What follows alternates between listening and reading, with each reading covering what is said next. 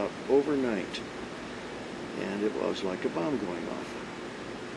Here in the valley or all over the In world? Utah, in Salt Lake, in Provo, in Orem, in Spanish Fork, in Los Angeles, in Chicago, all over the country. 30,000 copies of that book all of a sudden dropped in the lap of Mormon culture in private households.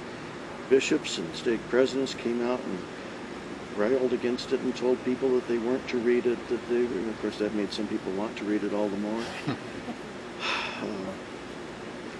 And the apologists had a fit. But it got it out there, and it's been just doing it ever since. Now, I'll share with you something that I've begun letting people know. I've never received so much as a dime in royalties for this book. My agreement with the publisher was that every bit of royalty I was entitled to would go back to the publisher to be used to help make the book available to Latter-day Saints at no cost. And the publisher also has people who sponsor that. Any Mormon that wants this book, all they have to do is contact the publisher and they will be sent a free copy, just like that. Now this is a published book here in Toronto? This is in Grand Rapids, Michigan, the Institute for Religious Research. So the book still gets exposed. In fact, it's a little bit dated. The appendix that I did on here was to answer the most effective apologist at the time, which was in the mid-1980s, and of course this immediately closed them down. We are working with the publisher right now to do an updated version of it, of the book, and to I didn't have any credentials for this other than being a scholar and a fairly bright fellow. Okay, everything that I used in it were conclusions that I was able to draw based upon the conclusions of other experts or professionals.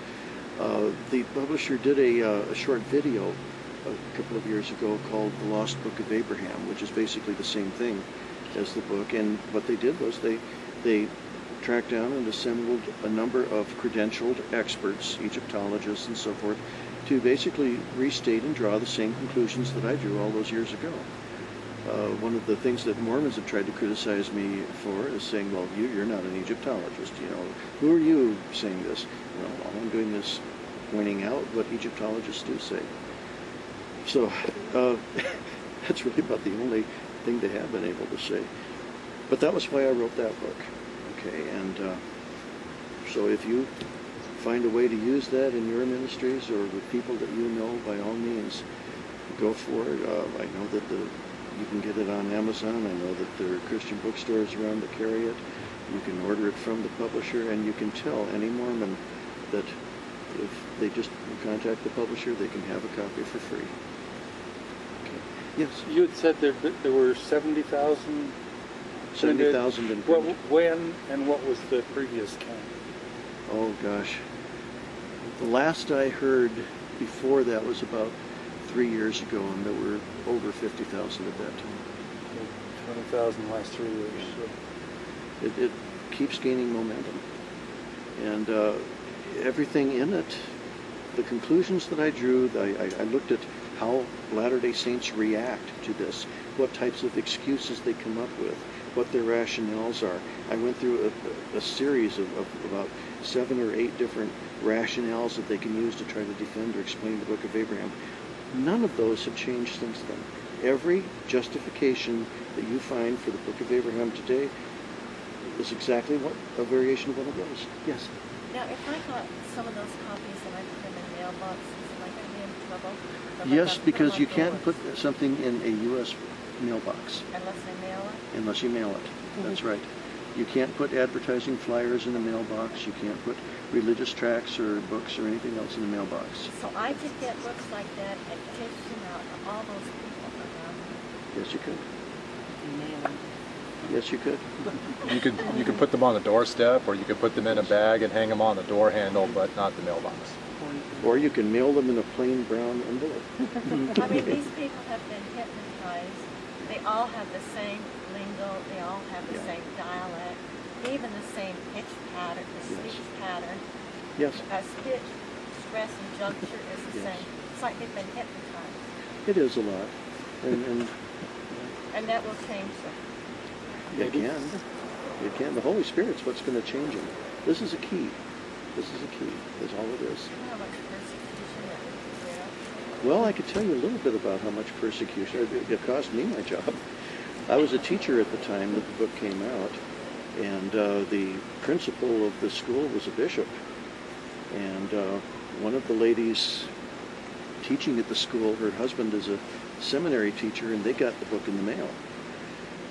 And she brought it to school, and she showed it to the principal. And the next thing I know, I couldn't get books. I couldn't get we moved into a new building, and my room wasn't available. I had to teach out of a janitor's closet. One thing, I was evaluated almost every week, trying to see if I was making mistakes or something like that. And finally, at the end of the school year, I was told that there was a reduction in force and my position had been eliminated. I was the one and only history teacher. Okay, how do you eliminate the position?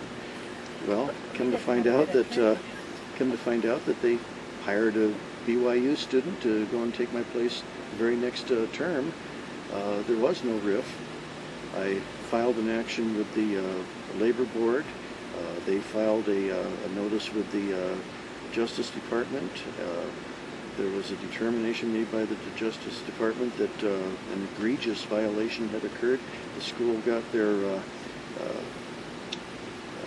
lawyers and so forth, their risk management people involved and so forth, and fought the thing all the way, and eventually ended up settling for a very, very small amount, less than a year's salary, just to go and make it go away, and there was no reinstatement. They insist to this day that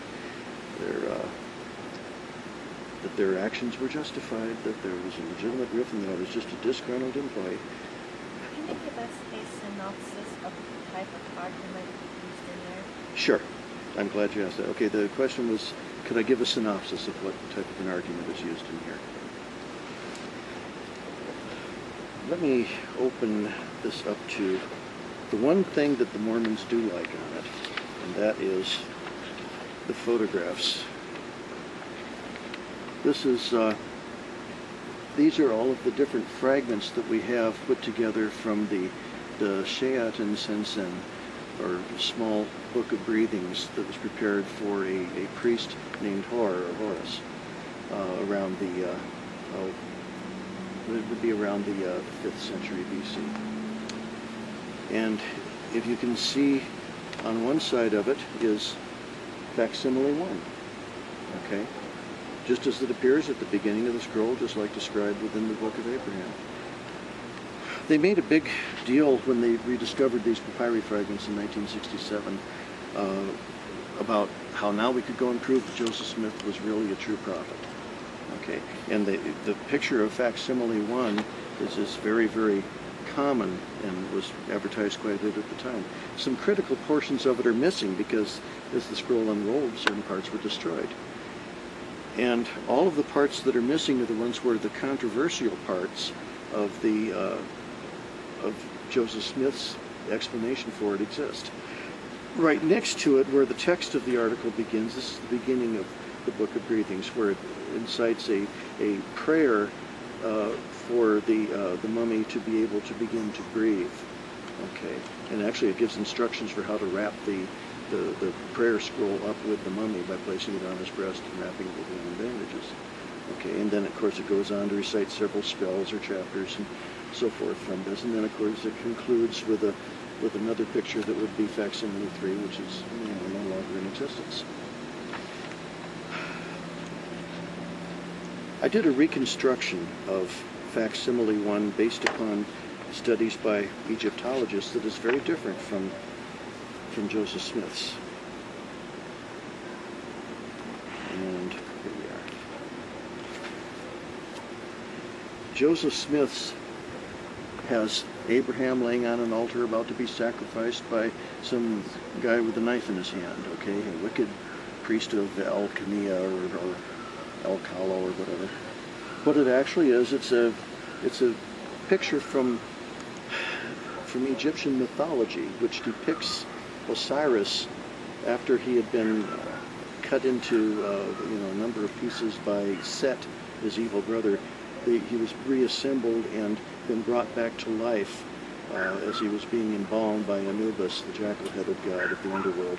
And it is then that his wife Isis appears over him, and they beget the son, which will go and destroy Set and avenge his father. Okay, now this is all basically one of the many types of themes upon the same thing in Egyptian mythology. It's depicted in different ways in a number of different scrolls. This is typical. And again, it's based upon reconstructions that other Egyptologists have described and other work that has been published and done. Egyptologists may differ in some of the finer points on it from time to time, but they differ with each other all the time too. Okay, this is an ichthyophallic reproduction, which is offensive to some people, but all of the evidence from the fragments that Joseph Smith's papyrus have show that it actually was an ichthyophallic representation. Okay, that little portion of text next to it, with all the little funny little symbols and squiggles, that's called hieratic writing. By the way, it's a form of hieroglyphic that is done with simpler lines. It isn't nearly as elaborate. It predates demotic writing, which is essentially Egyptian with some Greek letters added to it. So this was before that period. But the fun thing about that is that Joseph Smith, during his lifetime, represented this scroll and this particular piece of papyrus as being the source of the Book of Abraham. And he did that, fortunately, in writing with a number of his scribes and favorite people that he liked to get together to impress. He was teaching a class on Egyptian and having them go and formulate from this scroll an alphabet and grammar of the Egyptian language. And he would have them in their copybooks write down the symbol from this scrap of papyrus, and then he would give them the interpretation of it based on various degrees. The first degree might have just one or two words. Second degree would be a little bit more in detail with more explanation. Third degree would be exactly the way that the text appeared in the Book of Abraham, 2 or 3 paragraphs long. And one after another, this same little section of papyrus lines up in all of these notebooks and so forth with the text of the Book of Abraham. This is what Joseph was representing as being the Book of Abraham. Now, in Joseph Smith's day, this is the 1830s, 1837, 1838, people in the United States could not read Egyptian. The Rosetta Stone had been found by Napoleon's men around 1799. Champollion began doing his work in France, deciphering the Rosetta Stone and cracking the Egyptian language in 1820.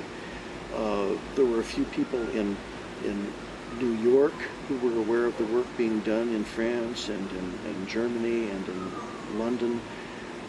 Nobody out in the sticks where Joseph Smith lived knew anything about this. The language might as well have been Martian.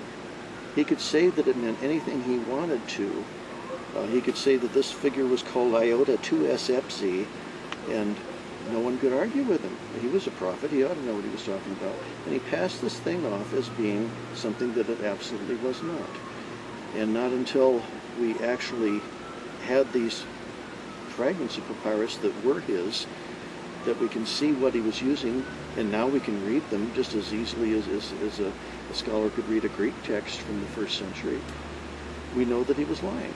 We know that it wasn't that at all.